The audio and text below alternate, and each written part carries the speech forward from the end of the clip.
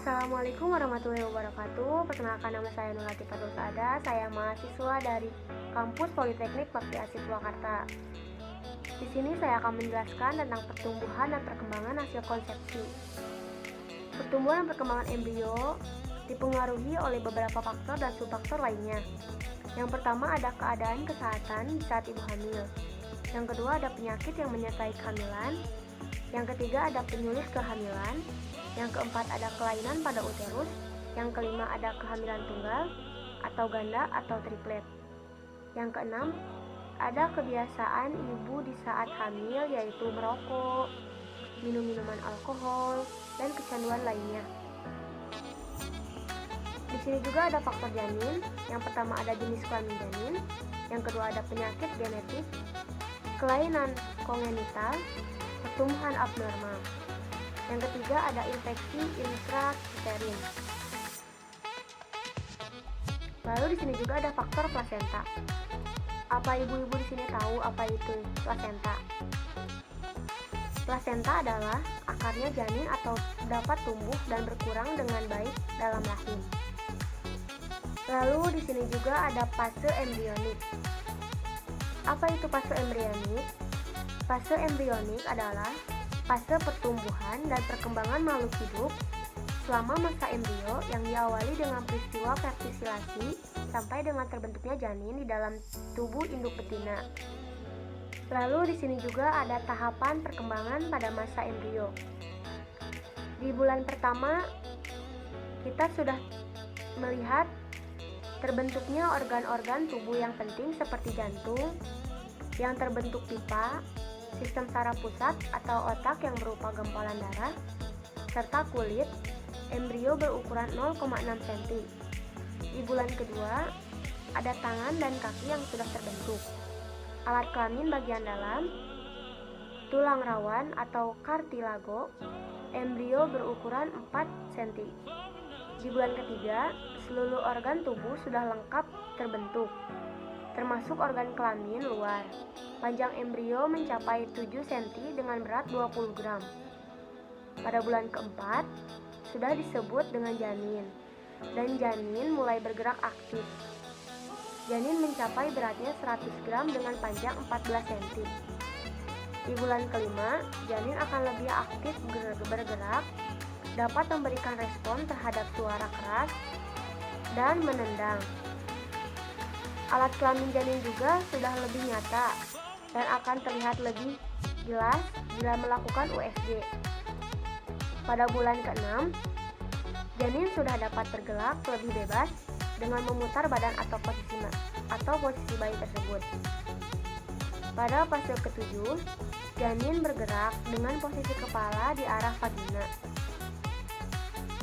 Pada bulan ke-8, janin semakin aktif dan bergerak dan menendang-nendang. Beratnya pun dan panjangnya pun semakin bertambah, seperti panjangnya 35-40 cm dan beratnya 2.500-300 gram. Pada bulan ke-9, posisi kepala janin sudah menghadap liang vagina. Bayi siap untuk dilahirkan. Selanjutnya di sini ada struktur, fungsi, dan sirkulasi plasenta.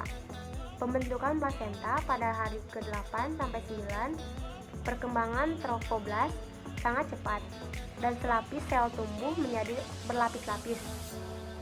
Terbentuknya rongga-rongga vakuola yang banyak pada lapisan syncytiotrofoblast atau selanjutnya disebut syncytium yang akhirnya saling berhubungan.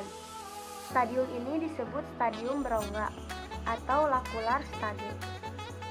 Menjelang akhir minggu kedua atau hari ke-13-14, seluruh lingkaran blastopista telah terbenam dalam uterus dan diliputi pertumbuhan trofoblast yang telah dilahiri darah ibu. Lanjut, di sini ada sirkulasi darah fetus atau janin. Sirkulasi darah janin dalam rahim tidak sama dengan sirkulasi darah pada bayi, anak, dan orang dewasa. Pada janin, organ vital untuk metabolisme masih belum berfungsi. Perbedaan antara sirkulasi darah janin intraurin dan ekstrauterin antara lain adalah Yang pertama ada aliran darah arteri pulmonalis. Dari ventrikel kanan, darahnya akan dialirkan menuju aorta melalui arteria ductus Bockhati. Yang kedua ada darah dari vena umbilikal melalui liver langsung menuju vena cava inferior melalui ductus venous aranti. Yang ketiga ada darah dari vena cava inferior menjadi jantung sebagian langsung menuju atrium kiri melalui foramen ovale. Yang keempat sebagian menuju ventricle kiri dan selanjutnya ke aorta. Sebagian besar digunakan untuk konsumsi O2 dan nutrisi susunan saraf pusat jantung.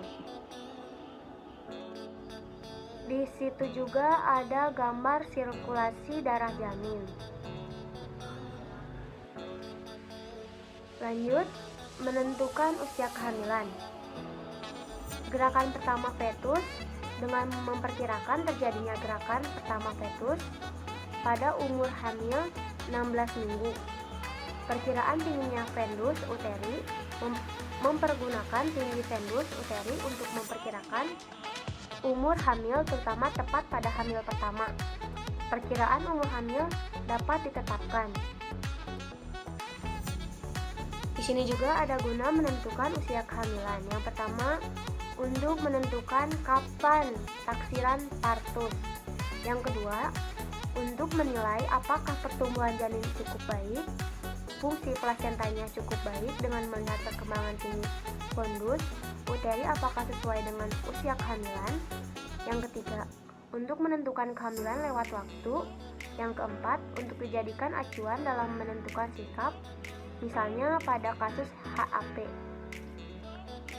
preeklamsia atau eklamsia, KVD, kehamilan dengan penyakit atau penyulit atau jantung. Dan yang terakhir, menentukan periode kehamilan. Ditinjau dari lamanya kehamilan, kita bisa menentukan periode kehamilan dengan membaginya dalam 3 bagian, yaitu yang pertama kehamilan triwulan pertama antara 0 sampai 12 mg. Yang kedua kehamilan triwulan 2 antara 12 sampai 28 mg. Yang ketiga kehamilan triwulan 3 antara 28 sampai 40 mg. Masing-masing bagian mempunyai perkembangan yang berbeda-beda. Baik, mungkin cukup sekian penjelasan dari saya. Kurang lebihnya mohon dimaafkan. Wassalamualaikum warahmatullahi wabarakatuh.